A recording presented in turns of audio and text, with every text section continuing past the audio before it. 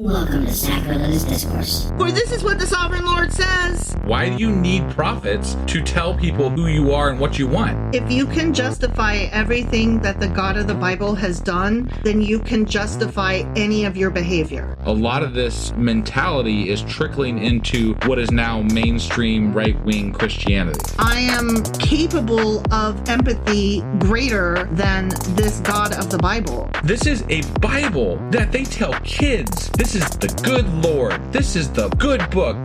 He is fantasizing about murder, mass murder. Head over to sacrilegiousdiscourse.com right now to find out how to leave us a review or support us on Patreon.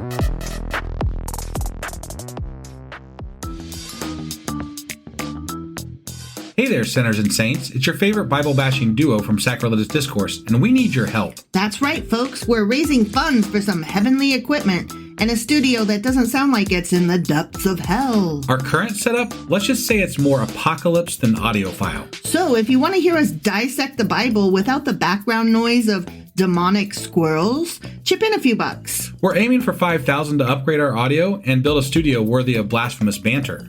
Donate today and help us spread the good word of atheism. You can find a link right on our homepage, sacrilegiousdiscourse.com. Every dollar counts. Even if it's from your collection plate.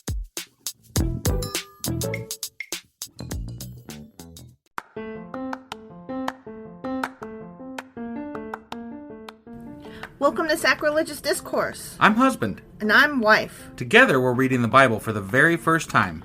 We grew up without religion and wanted to know what all the fuss was about. Well, what have we learned so far? That God is a dick, and apparently some people believe in talking donkeys? We're not trying to pass ourselves off as experts. Nope, we're just reading the Bible for the first time and giving our first take reaction. If you'd like to join us in this venture, you might consider starting at episode 1. Otherwise, jump in wherever you like. All right, let's go read the Bible. Yeah, let's get to it. Husband! Wife! Do you remember where the hell we are and what the hell we're doing? We are in Isaiah, and we just got done reading Isaiah chapter 21, I believe. Correct.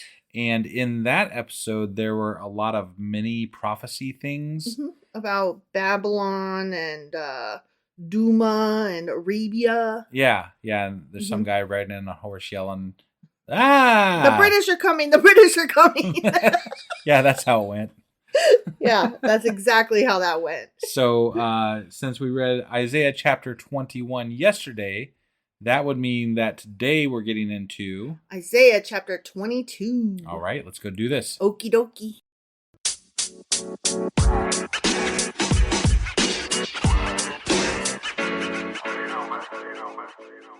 Okay, so now we are hopping into Isaiah chapter 22. Okay. A prophecy against the Valley of Vision. The Valley of Vision. LASIK. That's a really cool name. Right? I mean, yeah. The Valley I of like Vision. It. Right. Like it sounds like the name of a book or something. It really does, yeah. What troubles you now that you have all gone up on the roofs, you town so full of commotion? Maybe they didn't have battlement on top of the roofs. You city of tumult and revelry. Ooh, that sounds like they're doing bad things like in Sodom and Gomorrah. Isn't revelry. That just like a standard thing that happens in the Bible? They do bad things. God kills them. Yep. Your slain were not killed by the sword, nor did they die in battle. All your leaders have fled together. They have been captured without using the bow. All you who were caught were taken prisoner together, having fled while the enemy was still far away.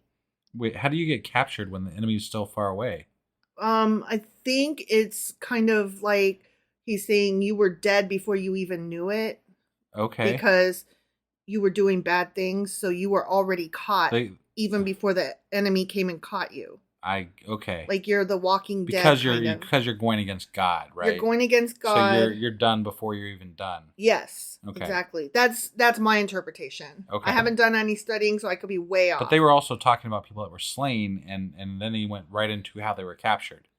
Right, but that's a prophecy of what's coming. So he's like, I see that you guys are going to be captured, but the truth is you're already captured now and you don't even know it. Okay. That's what I'm taking from this. Sure. I could be totally wrong. Okay. Therefore I said, turn away from me. Let me weep bitterly. Do not try to console me over the destruction of my people. The Lord Almighty, has a day of tumult and trampling and terror in the valley of vision, a day of battering down walls and of crying out to the mountains. Elam takes up the quiver with her charioteers and horses. Kir uncovers the shield. Your choicest valleys are full of chariots, and horsemen are posted at the city gates. So it sounds like they're surrounded by the enemy. Mm-hmm. And that may be, like if we're going for like an actual way that they're captured by being surrounded. Right. And they're penned in. Mm-hmm. Maybe. Sure. Makes as good a sense as any. Right. The Lord stripped away the defenses of Judah, and you looked in that day to the weapons in the palace of the forest. I don't know what palace of the forest is any more than the Valley of Vision, but right. These are some very cool names. Yeah. You saw that the walls of the city of David were broken through in many places. You stored up water in the lower pool, like they were doomsday preppers. Yeah. Right? Apparently it turned out, I guess that worked out well this time. I mean, they're like, it's the doomsday now, so we need that shit. We better store up some water because next door neighbors got slashed. They got wrecked. Right. So we're going to prep. Yeah. You counted the buildings in Jerusalem and tore down houses to strengthen the wall. Oh my God. You built a reservoir between the two walls for the water of the old pool, but you did not look to the one who made it or have regard for the one who planned it long ago. So again, he's saying you guys are taking all these actions, but the one thing you didn't do was turn to God. Right. The Lord Almighty, called you on that day to weep and to wail, to tear out your hair and put on a sackcloth. It's always the sackcloth. He's got to put it on, though, right, not off. Yeah. But see, there is joy and revelry, slaughtering of cattle and killing of sheep, eating of meat and drinking of wine. Let us eat and drink, you say, for tomorrow we die. The Lord Almighty has revealed this in my hearing. Till your dying day, this sin will not be atoned for. Oh. Says the Lord Almighty. Okay. Sorry they had a hamburger before death. I mean, I have to admit, like, if I knew that there was an impending battle, right? I'd be like, well, we got tonight, so I guess let's have some fun and, eat some shit that's good. Stay tonight and fight the break of dawn. Come tomorrow. Tomorrow I'll be gone, right? Yes. Or however that song goes. Right. I mean, that's what I was thinking. Like, yeah, we might as well, empty our freezer and have a feast. Yeah. Tomorrow we die. Yeah. I mean, either we die or we win. And if we win, we can go out and get more food. Right. So. Right, because that's what winning means. Right, yeah. Winning means grocery shopping. Yeah. All right, so now we're moving into a new section of this chapter. Okay. Mm-hmm. This is what the Lord Almighty says. I'm noticing like this repetition of the Lord Almighty that I hadn't seen before. Right. And I'm not enjoying it. I mean, he's got to make sure that he's almighty. That one Lord, he's almighty. Mm-hmm. Yeah. Think about this. Like when they say the Lord, what they mean is master, the master, the master. I must bow before my master. Right. I am a weak thing before my master. Right? Like, why do you want to be like that? Why do you want to be Igor? I don't know. Yeah. Okay, this is what the Lord Almighty says. Go, say to this steward, to Shebna, the palace administrator, what are you doing here? And who gave you permission to cut out a grave for yourself here? Cut out a what? Cut out a grave for yourself here. Oh, okay. Hewing your grave on the height and chiseling your resting place in the rock. I don't know who gave him permission. I didn't tell you to build a fucking grave here. Why are you doing it? Right. Like, I'm about to die, so I'm going to have me some hamburgers, and I'm going to go ahead and pick out my plot. Right? Like, I'm not understanding, like... Yeah, I don't know. I'm about to die, yo. Can you just not? Sure. Just get off my fucking back. Right. Beware, the Lord is about to take firm hold of you and hurl you away, you mighty man. Wow. He will roll you up tightly like a ball and throw you into a large country way over there. Into a large country. Okay. Yeah, he's going to catapult your ass. Okay. Yeah. Is this like at the circus where they shoot you out of the cannon? They're gonna shoot them into another large country. Yeah. Yeah. Yeah. There you will die. Oh, womp womp. Well, shit. And there the chariots you were so proud of will become a disgrace to your master's house. I'm always ashamed of my chariots. Yeah. I mean, like, when I drive a shitty car, I'm ashamed of it. I mean, it's better than not having a car. Right. That's what I always think. Like, honestly, when I go to the grocery store and people are like trying to park far away so that nobody hits their car, I'm like, man, I don't give a shit what my car looks like. Also, I don't really understand the how that works out for them, because like if you park somewhere really far away in the odd part of the parking lot, someone not paying attention wouldn't really expect you to be there. Right. I wonder. I bet more cars get blasted into that try to park in the remote spots of a fucking parking place. You think? Than when they park just regularly. Well, they're trying to avoid nicks and dings and baskets, stray baskets rolling into them. You might avoid nicks and dings and baskets, but you are more likely, in my opinion, to get just blasted into by some car shooting across the parking lot. I would like to see the stats on that. I'm curious now about that. I wonder if anybody tracks that. If anybody knows where to get that information, I'm curious about that. Yeah. That seems like something that would be cool to know. Right. So that I can make fun of people who do that and be like, you're actually more likely to get crashed into. Right. Or conversely, I could say, smart move, smart move. Yeah. You know? Whichever it is. Maybe you're wrong. Who right. knows?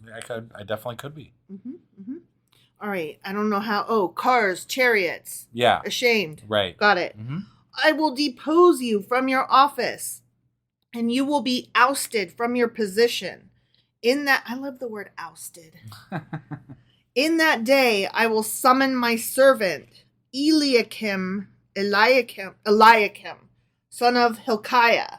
I will clothe him with your robe and fasten your sash around him and hand your authority over to him. He will be a father to those who live in Jerusalem and to the people of Judah. Okay. I will place on his shoulder the key to the house of David. What he opens, no one can shut. And what he shuts, no one can open. That sounds like a problem. Well, like if he goes away, then you can't do anything. Like if he shuts the fridge, I can't get into the fridge. Right. But then if he opens it, it's got to stay open and let all the air out. Sounds like a bunch of shit. I don't understand. I don't like that. It's a bad plan. Yeah, it's bad. All around. I will drive him like a peg. Yeah, you will. He's going to peg him. What? I will drive him like a peg into a firm place. He will become a seat of honor for the house of his father. Hold on. You said firm after you just got done with all those sexual whatever. I'm having trouble with words. Sexual today. Innuendos. Yeah, yes. That's what I meant. And you didn't say anything about firm. I thought that you saw me roll my eyes the whole way through the whole thing you went through there before, but then you get to firm and you're just like whatever. Because you had already rolled your eyes so much, I was like, I've already gotten away with all that I can. Anything past this, you're gonna like start giving me the.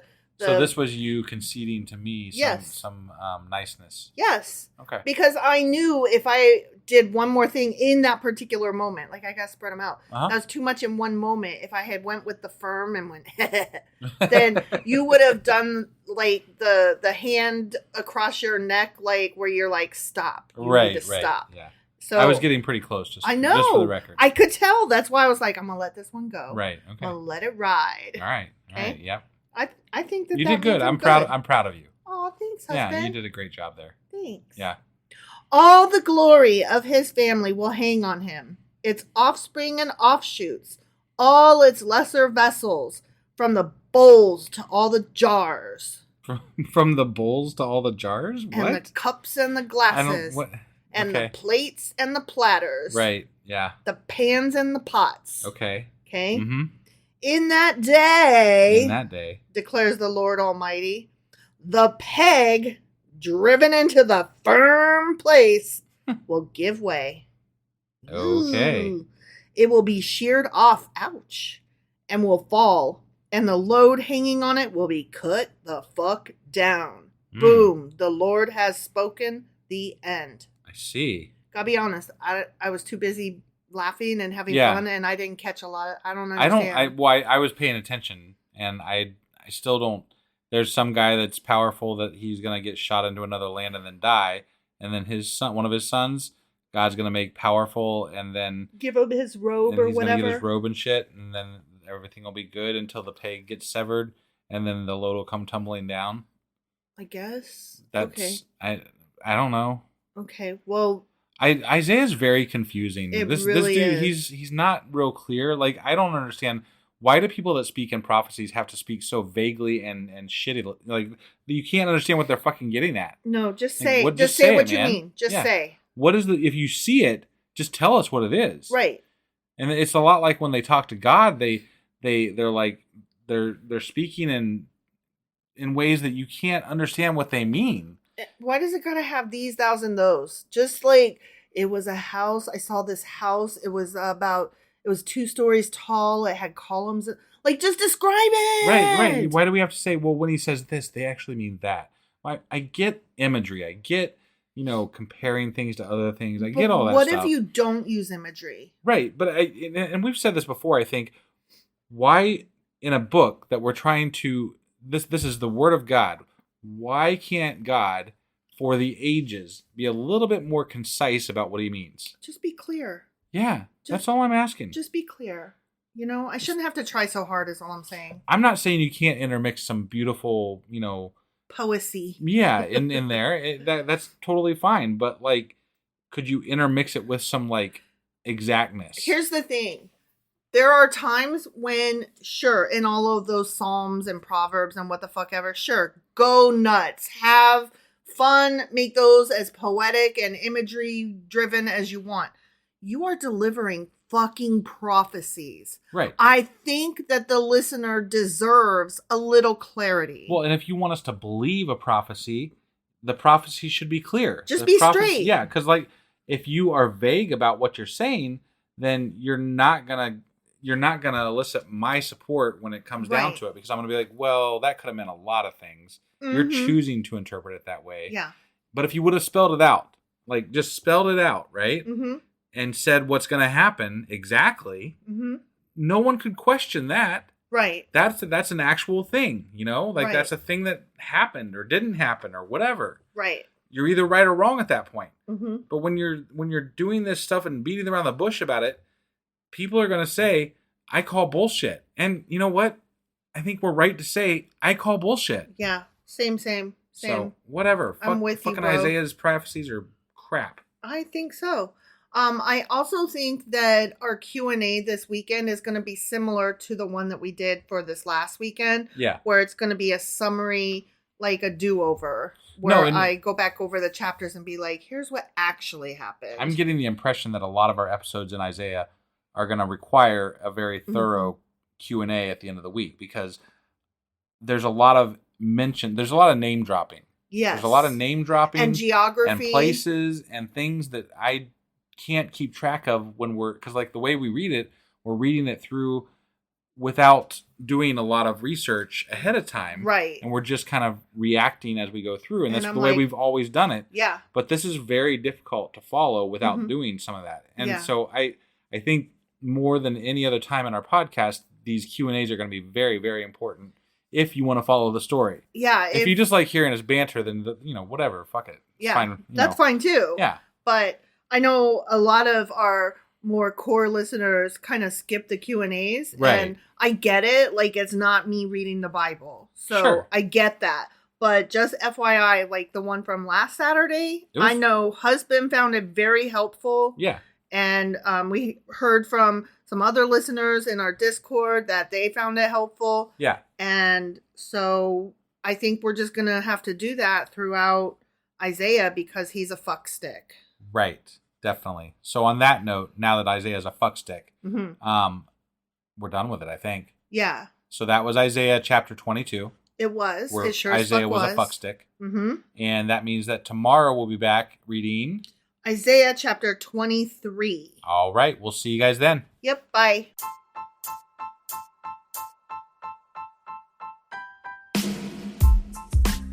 Hey, wife, I guess that's the end? But husband, that's just sad. It doesn't have to be. We are on lots of social media platforms like Twitter. Our handle there is sacrilegious_D. For D's nuts. Oh my God. Stop doing that. Anyway, we're also on Facebook, Instagram, and Pinterest. There's a link to all of our social media sites at our website. Ooh, we have a website? Yeah, it's sacrilegiousdiscourse.com, where you can also find a link to our merch shop. We have a merch shop? Yep, we have podcast-themed clothing, mugs, notebooks, and more, as well as an atheist and science-themed products. Wow, our fans should really go check that out right now. Definitely. They can get in touch with us by sending an email to sacrilegiousdiscourse@gmail.com. But before they do that, we could really use some help. Oh yeah? With what? Well, it's not free running the podcast, and we need some financial support in order to get better equipment, which will free up time so we can concentrate on our podcast and our fans. Okay, so what should they do? Head over to patreon.com/sacrilegiousdiscourse and sign up as a contributor on our podcast. Supporters there receive additional bi-weekly episodes that we record just for our Patreon members for as little as $2 a month. Also, we'd really appreciate it if you would like and subscribe on whatever platform you're using. And Apple Podcast reviews help us out tremendously. Like and subscribe. Leave an Apple review. Join us on Twitter. Support us on Patreon. That's a lot of instructions. Don't forget to say thanks. Thanks. Okay, bye.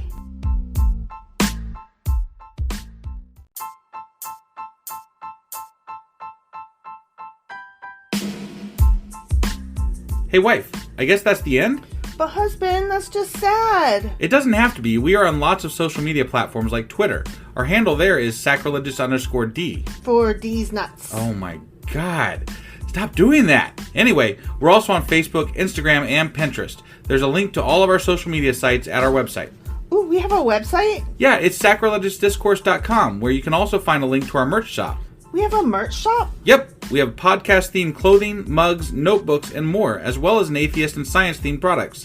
Wow, our fans should really go check that out right now. Definitely. They can get in touch with us by sending an email to sacrilegiousdiscourse@gmail.com. But before they do that, we could really use some help. Oh yeah? With what? Well, it's not free running the podcast, and we need some financial support in order to get better equipment, which will free up time so we can concentrate on our podcast and our fans. Okay, so what should they do? Head over to patreon.com/sacrilegiousdiscourse and sign up as a contributor on our podcast. Supporters there receive additional bi-weekly episodes that we record just for our Patreon members for as little as $2 a month. Also, we'd really appreciate it if you would like and subscribe on whatever platform you're using. And Apple Podcast reviews help us out tremendously. Like and subscribe. Leave an Apple review. Join us on Twitter. Support us on Patreon. That's a lot of instructions. Don't forget to say thanks. Thanks. Okay, bye.